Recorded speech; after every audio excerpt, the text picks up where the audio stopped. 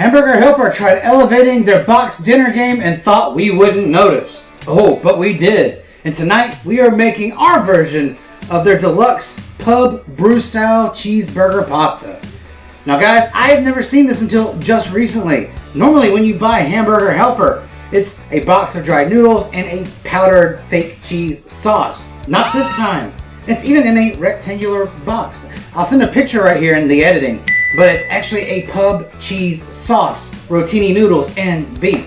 And if they think they could beat us at pub cheese, oh, they're wrong. We did that a while back if you've been watching for a while. So we are going to be making the very best version of a brewhouse pub cheeseburger pasta. And if you like stuff like this, please don't forget to like, share, and subscribe. More great, better than the box recipes are coming soon, so let's get started. And we're going to start off by hitting up our 2 1/4 pound mound of ground round with a seasoning blend that consists of 1 teaspoon of kosher salt, 1 teaspoon of onion powder, 2 teaspoons of garlic powder, 1 teaspoon of ground mustard, and some freshly cracked black pepper to taste. And we're going to mix that all together until everything's nice and homogeneous, and that mustard powder is going to give that beef a nice kick that's going to amplify the flavor of our sauce. And speaking of sauce, we're going to start working on our cheese blend, which starts with an 8-ounce block of freshly shredded sharp cheddar cheese. And the basic flavor for this sauce is going to be cheddar, so we need a lot of it. And on top of that, we're going to add in an 8-ounce block of freshly shredded mozzarella cheese.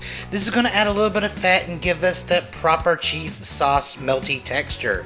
And this third cheese is a special one. This is a 7-ounce block of a Kerrygold Reserve mature Irish cheddar. This is going to give us a nice extra punch of sharpness to cut through the fatty flavors of the beef. And you can't really have a proper pub style cheese sauce without a good Irish cheddar. And now that we thoroughly tossed together all of our cheeses, we're going to put this to the side and start working on our beef. And I'm not going to spend a whole lot of time on this because you guys should know how to cook ground beef. But if there's one thing you need to do before you start crumbling it up, just allow each side enough time to develop a good crust. I know this step might seem like extra time, but we don't want to be serving a gray meat pasta dish, and that extra crust adds flavor and further toasts those spices that we've included. And once that process is done, you can feel free to break this thing apart and cook it out the rest of the way like you normally would. And while our beef is brilliantly bubbling away, our pasta water is ready to roll, and we're simply going to drop in a single 16-ounce box of rotini noodles. This matches the exact pasta Hamburger Helper uses, and then we're going to cook it to package instructions. Nothing fancy here. And it doesn't take long for our beef to finish up after that, so we're simply going to drain it and put it to the side and start working on our cheese sauce, which begins with a single stick of unsalted butter. And once we get that melted down, we're going to drop in a half a cup of all-purpose flour and a spice blend that includes half a teaspoon of kosher salt, half a teaspoon of ground black pepper, a half a teaspoon each of onion and garlic powder, half a teaspoon of smoked paprika, and a 1/4 teaspoon of cayenne.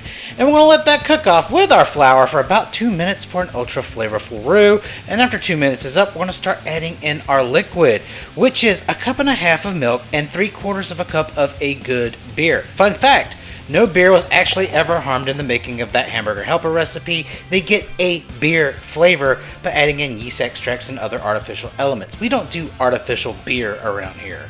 And after you've added in all of your liquid, we should have a nice velvety bechamel, to which we're going to add about 1/3 of that cheese blend we created earlier. And then, like usual, we're going to make sure everything is nice and melted before we add in another batch. And it's also at this time that my pasta decided it was done cooking, so we got that off the heat and returned to our sauce, which is looking magnificent thanks to some additional milk, because we clearly did not have enough to begin with. So we're going to continue adding in our cheese in thirds, tapping in with extra milk in between as needed, and the end result is a beautifully thick and delicious cheese sauce. So I will leave an updated recipe in the description for how much milk you will actually need. And now it is time to assemble our pasta, starting in with a nice beautiful ladle of that cheese sauce into our nicely drained pasta. I want to start combining this in with the pasta. Before adding anything else, this is going to tell me how much pasta water I need in order to break the sauce down. Then we're going to go ahead and add in our beautifully cooked ground beef, making sure we have about an equal amount to our cheese sauce. And then we're going to give it some generous taps of that reserved pasta water. This is a must, especially when dealing with thick cheese sauces. Not only does it give an extra layer of saltiness to help season the sauce, that hot water also helps break things down and emulsify, so that way it's not super stodgy and thick, and you can already see it going to work as this sauce is starting to cover those noodles perfectly. So we're going to repeat this pattern with our water, cheese, and beef until we have something that looks like this. So the only thing now left to do is to plate this bad boy. So in a nice bowl, we're going to give ourselves a couple of generous scoops of that beautiful beer cheese pasta, and then just for a little extra razzle dazzle and sexiness, we're going to top it with a little bit of parsley and take a look in front of us. This is a perfect beer cheese pasta that will put any hamburger helper to shame.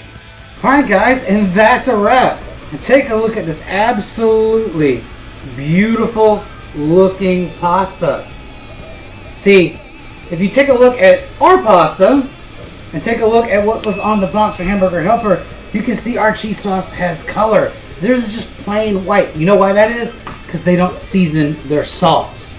So let's go ahead and take a very nice bite out of this unctuous, cheesy, incredible smelling creation we got here. I mean, take a look at that. It is just gooing with cheese.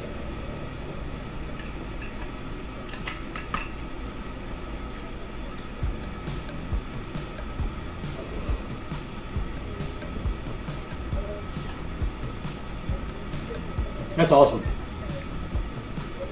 That is probably the most beer cheeseburger oriented pasta I've ever had. It's like adult macaroni and cheese or adult cheeseburger mac.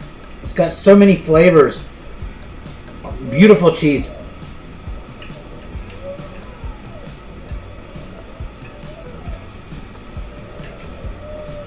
The beer flavor is there, but it's kind of as an accent flavor, letting all the other ingredients shine. And I felt, since why not serve it on some fresh garlic bread using that incredible French bread recipe we did last year. If you weren't here for that, don't worry. There's a link in the description and a card floating around. And if you know I'm using that French bread recipe to this day, it has to be good. So